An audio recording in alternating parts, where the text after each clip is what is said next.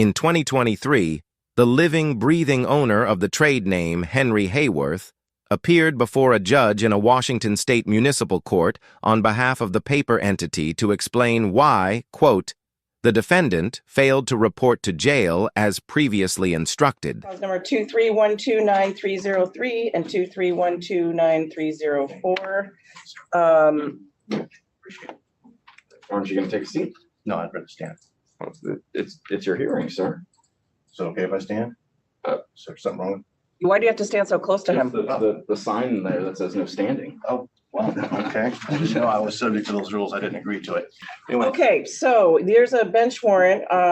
You know, I'm just going to take the seat. You can Thank you. sit right here if that makes us a little more comfortable. Is it uncomfortable if I stand up, Your Honor? Well, depends on how you're going to act or behave today. While the sovereign and the prosecutor negotiate who will be in whose personal space, we want to tell you about I Do Not Consent, our bestseller publication about all this sovereign citizen nonsense. YouTube fans are loving it, one having described it as a super entertaining sovereign saga of subversion, skepticism, and self-delusion. Order yours today by scanning the QR code or clicking the link in the description. Hopefully that light at the end of the tunnel isn't an approaching train, but the 1,000 subscriber mark. Please click the subscribe button. Okay, so you failed to appear for court multiple times in this case. Your Honor, just for the record, the named defendant is actual property, a registered trade name. Oh, here we go. And the case has also been certified as a fraud. I have court certified documents to prove that. That should be on the record. And that's the reason why it was certified to be a fraud, because the plaintiff is a foreign-owned private corporation, of which I have no contract with, and neither does the registered trade name. And the registered trade name has been used without authorization and permission, and there's an act of identity theft, and that's probably one of the reasons also why the state has acquiesced that both cases are a fraud. I have that in court certified documents with me today as well. It should be on the record. May, Your Honor? Just a minute, please.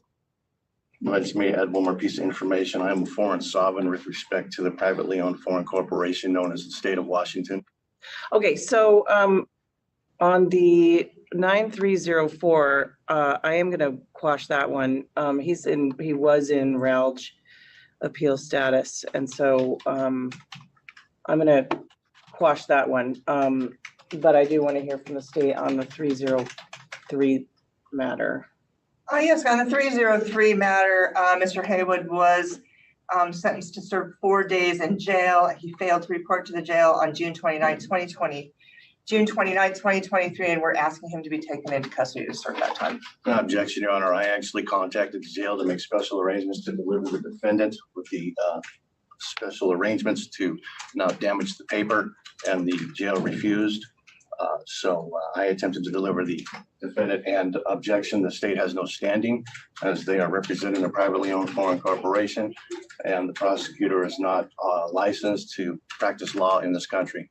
Okay, so I think it's the 303 that he was convicted and ordered to do jail, and you believe that he didn't comply with jail because there's a docket entry that said defendant complied with jail. Maybe that was an error. That was probably my attempt to deliver the defendant to the jail, but they refused. I understand, and we relooked that he had not, as was the state's understanding, he had not served the jail time. And just to clarify, the defendant only exists on paper, just as the plaintiff only exists on paper. The jail refused the paper, and here we are today. And the state still hasn't proven standing yet, by the way, as well. So, Mr. Haywood, it doesn't look like you did the sentence on the 303 matter. And so I am going to quash the warrant. However, I am going to have you serve that time. Okay, well, I'll deliver the paperwork to the jail. That's fine. I tried to once before, but they refused it. And just to clarify, I'm not the defendant. There is nothing on there, nor is there any testimony from anybody as firsthand witnesses under penalty of perjury that I am the defendant. And I've uploaded plenty of documentation to prove I'm not the actual defendant. That is a registered trade name, matter of public record, and registered with the state. So if you want me to serve some jail time, then we're going to need to change who the defendant is, because I'm not the defendant. All right, so can you upload a new commitment? Yes, Your Honor. And the reason they couldn't put my name on there as a defendant is because I'm a foreign sovereign with respect to the corporate entity known as the state of Washington, of which I have no contract with. Okay, so with respect to the 304 matter, which is still pending, what's your position on the warrant, Ms. Fredenberg? The state was going to ask for that warrant to be served. Objection to jurisdiction. The state has never proven any jurisdiction and has no jurisdiction or standing. So any requests or statements from any representative from the state are a nullity and a fraud. And the jurisdiction is challenged. It must be established on the record. And it hasn't been, and it still isn't. You can do it now if you like, if you can. Okay, so Mr. Haywood, you failed to appear many, many, many, many times in both of these matters, had many warrants quashed. And to be perfectly honest, I'm not confident that you're going to come back to court, given the history here of failing to appear. I will agree to come back to court on behalf of the defendant. The appearance fiasco was simply because the communication between the acting prosecutor at the time and myself. I have plenty of emails. So in one case, he said he was just going to reschedule with the judge. I told him, reschedule whenever you want. I'll go ahead and be there, and I'll bring the defendant with me. And next thing you know, there was a warrant for a failure to appear. So there's been plenty of fun and games with the acting prosecutor at the time. So it wasn't just a matter of not bringing the defendant to the court. The prosecutor was intentionally sabotaging the scheduling process. Well, the prosecutor doesn't handle scheduling, the court does. So the court ordered you to be here and then you weren't. So.